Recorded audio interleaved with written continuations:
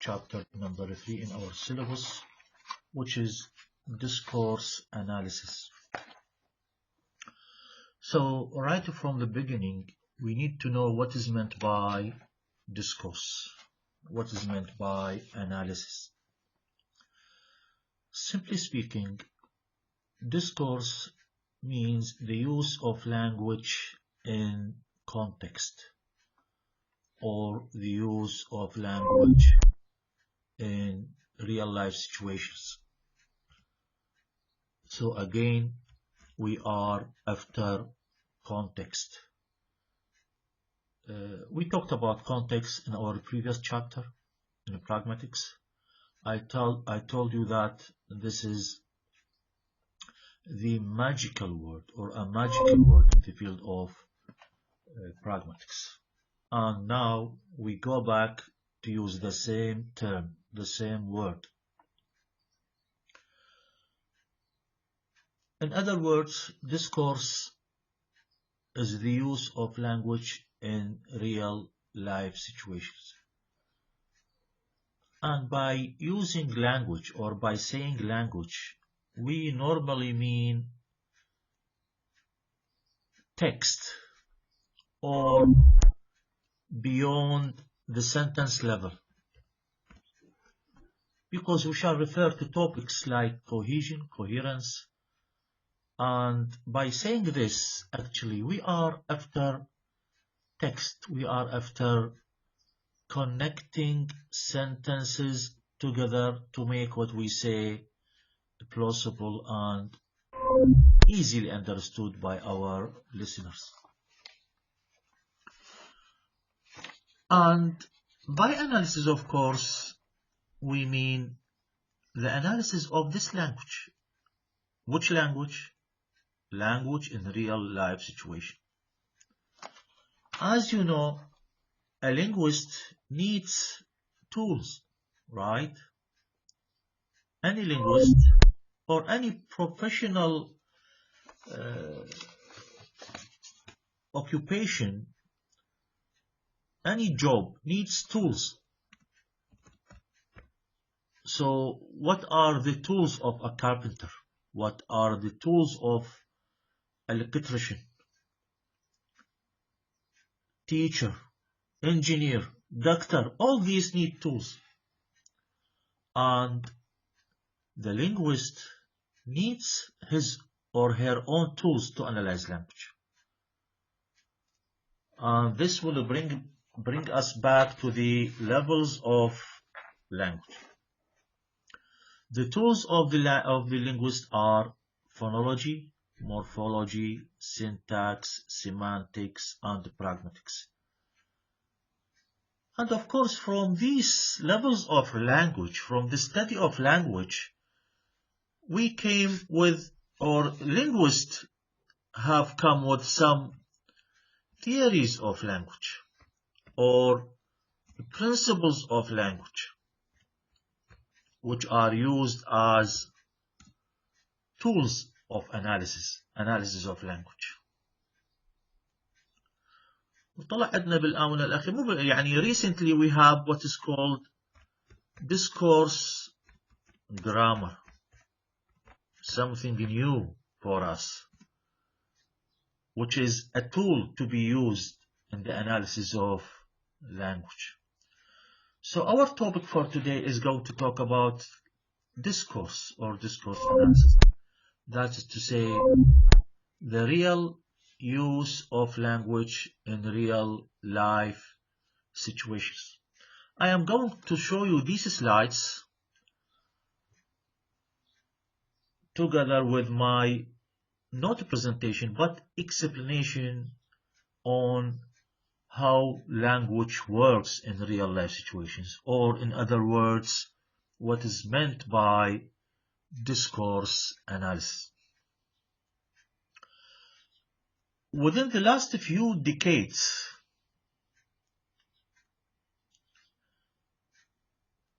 in an attempt to apprehend what constitutes knowledge of language, a remarkable shift of interest in the sentence and its components to a concern with stretches of language that transcend sentence boundaries and extend far to include the world in which language is used has arisen. So, what is meant by this? The shift has changed from studying sentence or a sentence or sentences separately into sentences in relation to the world. And by saying this, we incorporate our experience or experiences as native speakers of the language. When we use language, we do not use a solid kind of language. You know, solid or rigid. Let me use the word rigid. أفضل. Actually, we use language in relation to the world. Language in relation to the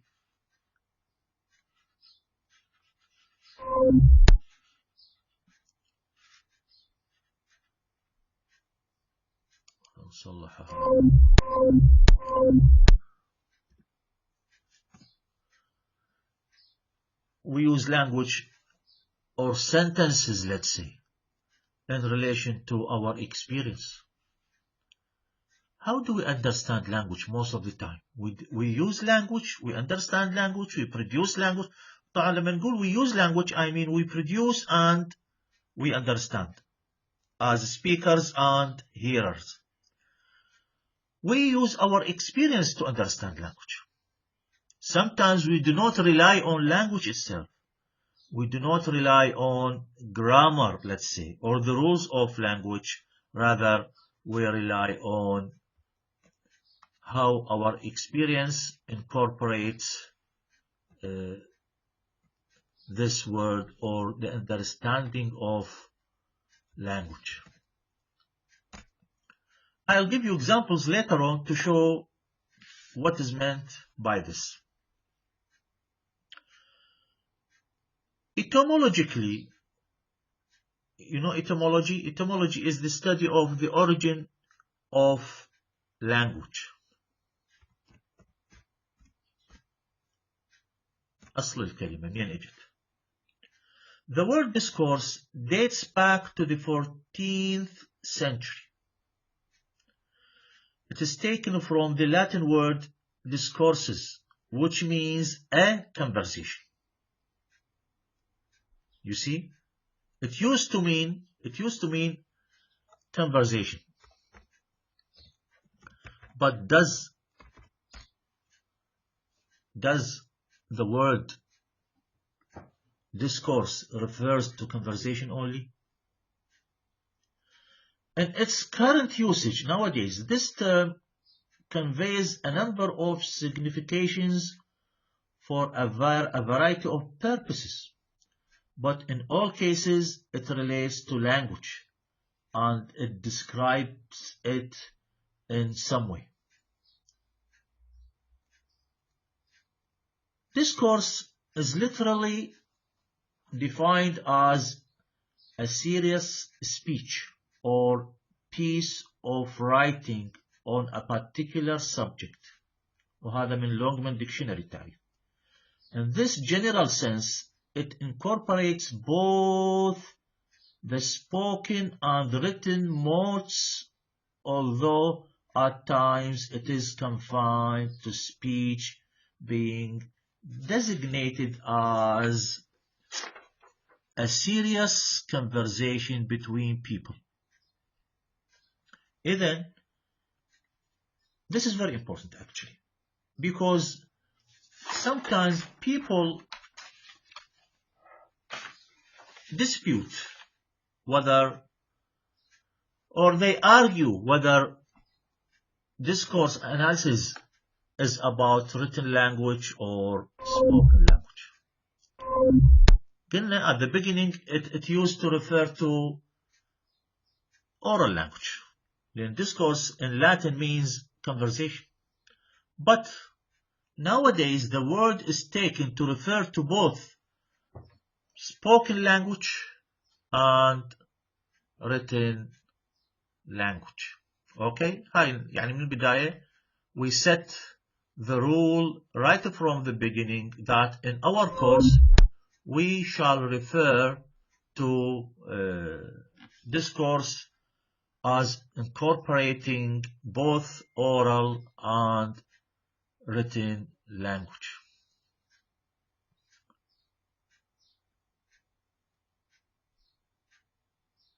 Discourse, and I'm going to show some definitions or some denotations of the word discourse حتى نعرف and we understand what is meant by discourse.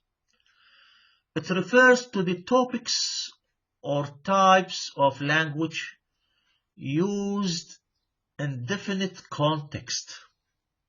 Used in definite context. Where this is again very important. Language in definite context. شنو معناها؟ Let me give you an example. You are university students, right?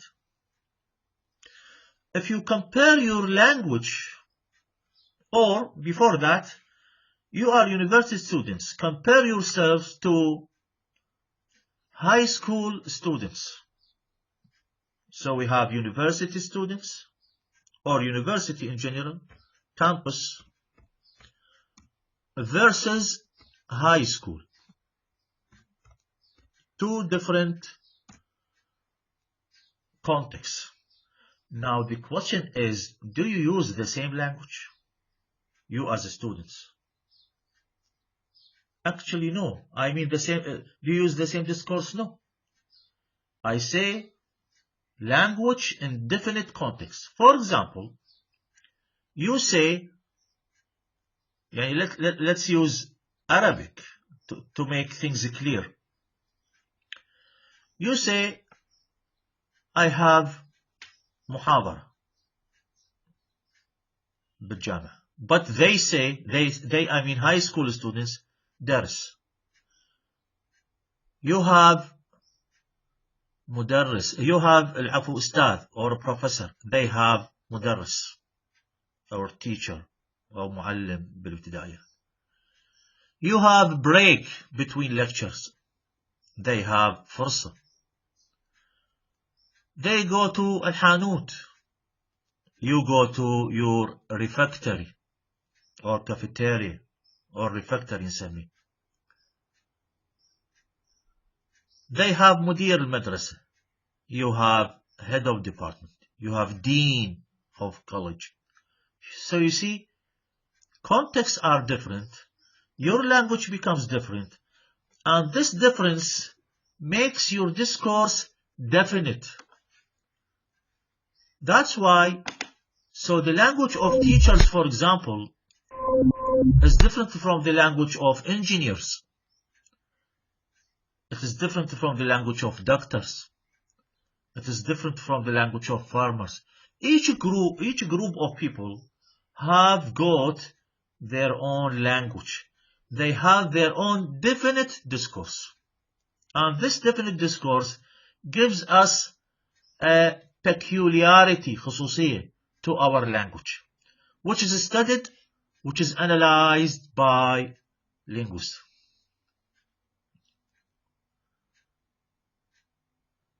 The word discourse is occasionally employed to stand for what is spoken, while the word text is employed to denote what is written. قلنا هذا الخلط اللي يصير دائما between discourse and text. هو مو خلط, it is actually overlap between discourse and text. قلت لكم أنا from the beginning we are after written language, spoken language. البعض يقولون if we deal with written language, this is text linguistics. If we deal with oral language conversations, this is discourse analysis. احنا هنا we adopt the idea that says both of them are used in discourse analysis. Okay?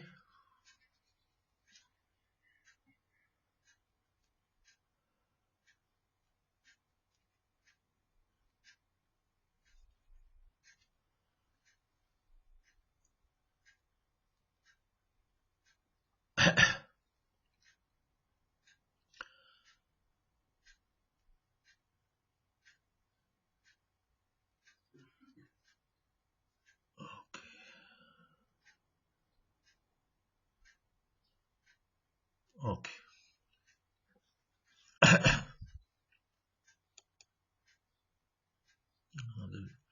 الحاسب اليوم متعلق، ما أعرف شنو السبب.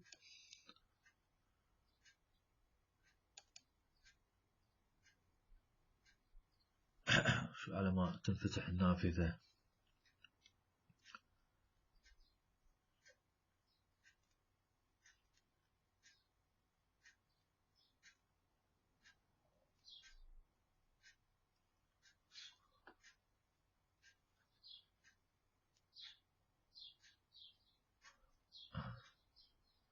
أوكي، على ما تنفتح النافذة. Despite that, discourse is defined as a chunk that suppresses the sentence. Not all the chunks of language can fall within the scope of this definition. In fact, what characterizes discourse is obviously not its suprasentential nature, يعني something beyond the sentence level, as much as entirely it has its coherence. To be more explicit, discourse is a complete, meaningful unit conveying a complete message. So, discourse, احنا قلنا something beyond the sentence. And by saying beyond the sentence, we are actually in the domain of connecting sentences together. We are in the domain of cohesion. How to make my text, whether spoken or written, as one unit. How to make my discourse one unit. Of course, and this is related to meaning. To make your text one unit is related to meaning. واحنا إذا تعرفون حتى بأمثالنا الشعبية مرات نقول كذب مصفط. مصفط شنو يعني؟ It has coherence. It is coherent. It has cohesion. So, by arranging our ideas together, we are making one whole WHOLE of our discourse.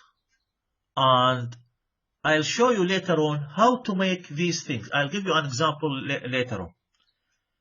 يعني we arrange our discourse, we arrange our language. Remember, I am talking about something beyond the sentence, more than one sentence. If it is not arranged, if it is not connected, it cannot be understood. And this connection, with this arrangement, with this one whole, is called cohesion. We use cohesive devices اللي هي part of our language, part of language itself. أدوات ربط احنا نقول عليه. These cohesive devices work as a sort of glue. You know glue? صمغ يعني. They work as glue to make my language, to make my discourse one unit. يعني أشبه لكم إياها بمثال وأيضا بالعربي. إذا أريد أبني جدار أخلي طابوقة بصف طابوقة وطابوقة فوق طابوقة. هاي أحكيها بالعربي حتى تكون واضحة يعني الفكرة. وما أخلي اسمنت بين الطابوق أو وحدة فوق الثانية. إيش راح يصير بالجدار؟ It will fall apart. It should actually fall apart. يتداعى. Right? But if I use cement, if I use glue, what will happen? The whole wall is going to be one unit, not only one, but it is going to be strong. It can not easily fall apart. مو من السهولة هذا. So this is what is meant by cohesion. Cohesion works like glue, works like cement to our wall, to our buildings. This is what is meant by, or the idea of cohesion. أنا بعدين أشرحها بالتفصيل، لكن هاي مرينا بها حتى نوضح خصائص discourse analysis. So one of the topics which are studied is cohesion. In discourse analysis, we are after the analysis of situations. وهذا المقصود ب interpreting discourse. We are analyzing situations. For example, if I have a conversation between two people, I analyze in order to know, or I can't tell, أقدر أعرف what are the interlocutors. هذول المشتركين بالمحاورة أو بالconversation. What are they? Who are they?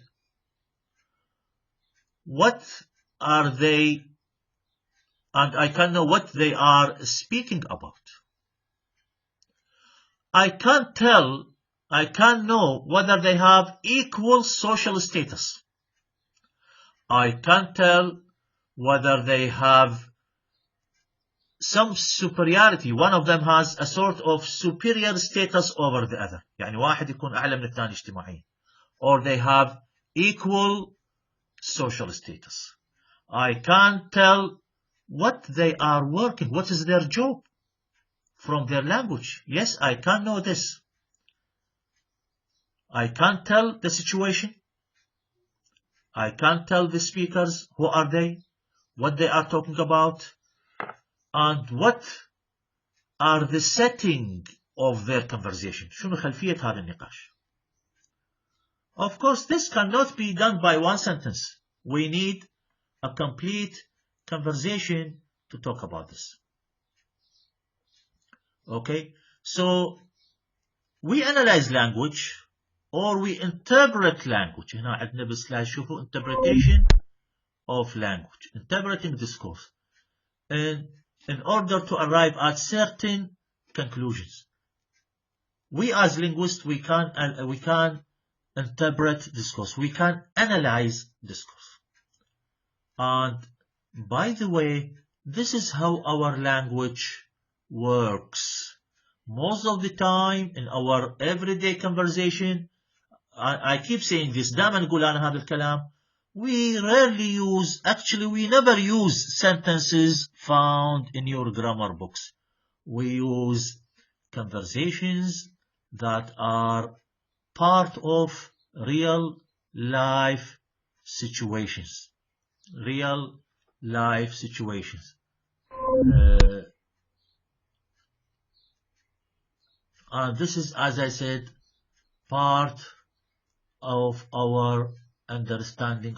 Look at these examples from your book. No shoes, no service. Is this a sentence? Actually, this is not a sentence. If we measure it against the rules of grammar, إذا ناخذها ونقيسها حسب قواعد اللغة المدرسين بالgrammar, this is not a sentence. But is it acceptable in language? Yes. Is it used? Yes. Does it have meaning? Yes. It is widely used, commonly used. هاي يعني بالمنتجعات وبالفنادق السياحية. يعني most people do not put on their shoes. فشوف أهل المحلات يعلقون هاي اللافتة no shoes no service. It means if you are not wearing your shoes you will get no service. You see, a long sentence or two different sentences, two related sentences actually are condensed in one single phrase actually to have more meaning or to be more informative. Look at this example taken from your book. راح أقرأ وأتمنى تقرونه أنتم كتبكم بعدين. My town. My natal was in a small town very close to Riyadh, capital of Saudi Arabia. The distance between my town and Riyadh 7 miles exactly. The name of this المصانع يعني that means in English factories. It takes this name from the people's career. In my childhood, I remember the people live. It was very simple. Most the people was farmer. This small piece of language is written in a very poor language. A language which is full of mistakes in spelling and grammar. Look at it. Full of mistakes. Okay? Read it again and again. And you will see it is full of mistakes. But one question. Is the meaning clear or not? Yes, it is clear. Now, if I tell you what this passage talks about, what this text talks about, somebody describing his living place. He is living in an area from Riyadh, 7 miles from Riyadh. The area is called المصانع, يعني factories, وإلى آخره. Most people are farmers. أغلب الناس مزارعين. You see, the whole idea is clear. شلون عرفنا المعنى? Although the language is very poor, the language is full of mistakes. Actually, we understand meaning because we rely on our experience. استخدمنا our experience in life. So, we rely on our experience to understand language, although the text is full of mistakes. So, most of the time, we rely on our experience. You see, very poor language, but the meaning was clear, the meaning was understood. Now, let's move to talk about cohesion. And by cohesion, we mean connecting the different parts of the text, whether written or spoken, by devices, by language. Okay? By language. We use language or linguistic tools. لأن راح نفرق بعدين between cohesion وبالمحاضرة الثانية coherence. They are different.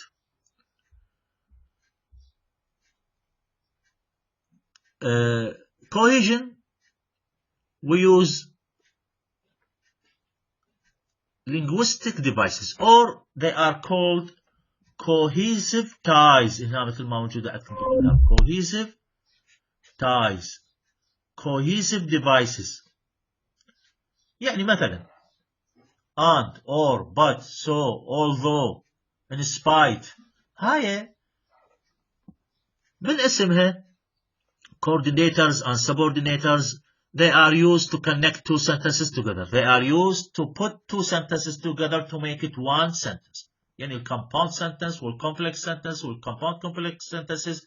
They are sentences connected by these devices. واعتقد أنتم دارسين بالإنشاء وبالمقالة. We use transitional words. In fact, actually, in brief, in general.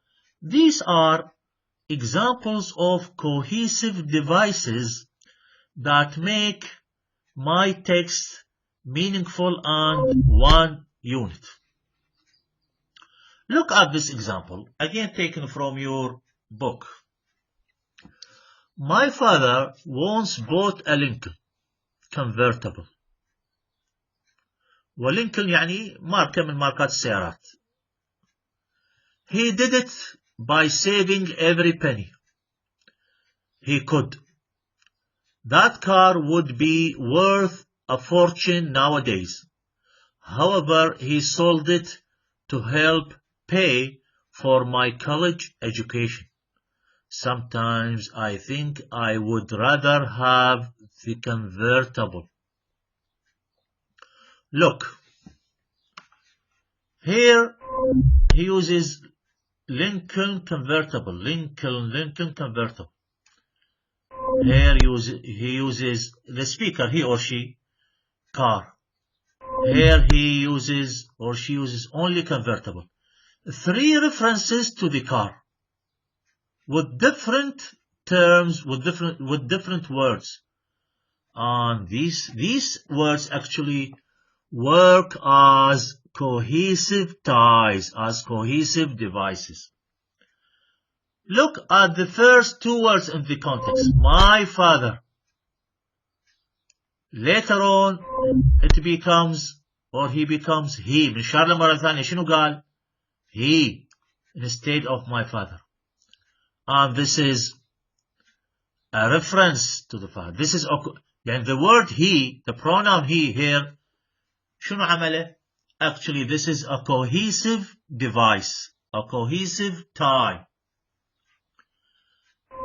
It, what is it? Again, a cohesive device. تعود على اليمن. ها? Bought a Lincoln convertible. كل هاي العملية استبدلها ب it. Okay. وهي اجتنا مرة ثانية to refer to his father or her father. He sold it. Again, it referred to the car to pay for my college education. So these cohesive devices work together to make this small text, you see it is very small text, to make it as one single unit. الكلام راح يكون مترابط.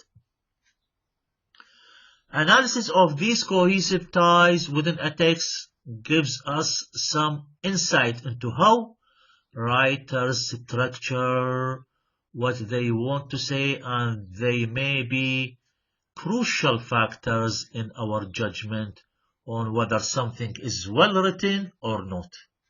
يعني لما نحكم sometimes whether the text is good or bad, most of the time we rely on these cohesive ties, if they are used in a good way or in a bad way. So these are cohesive devices which are used as a sort of glue.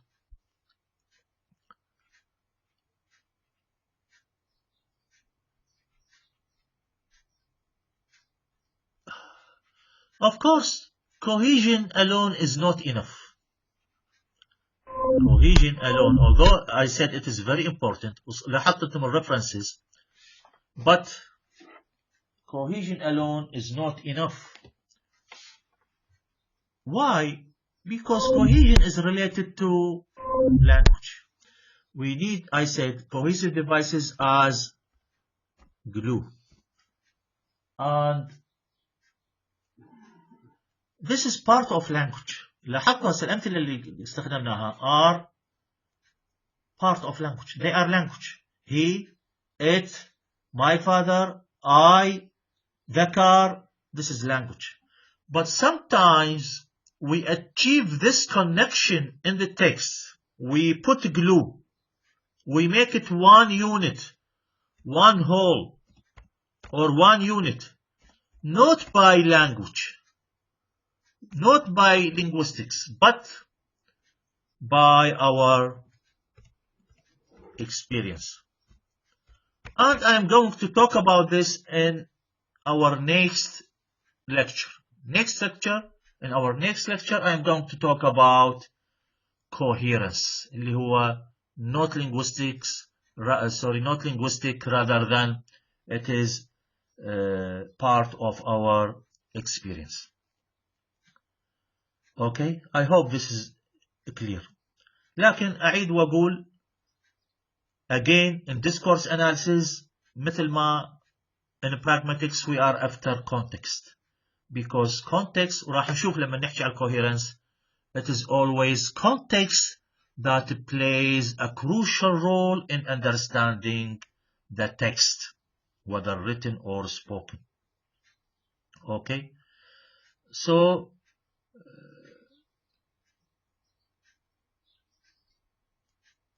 let me quote somebody who says that the analysis of language or the analysis of discourse relies on the linguistic elements that surround the utterances under scrutiny to arrive at an adequate interpretation of meaning on the basis of intra-textual relations, textual relations that bind them.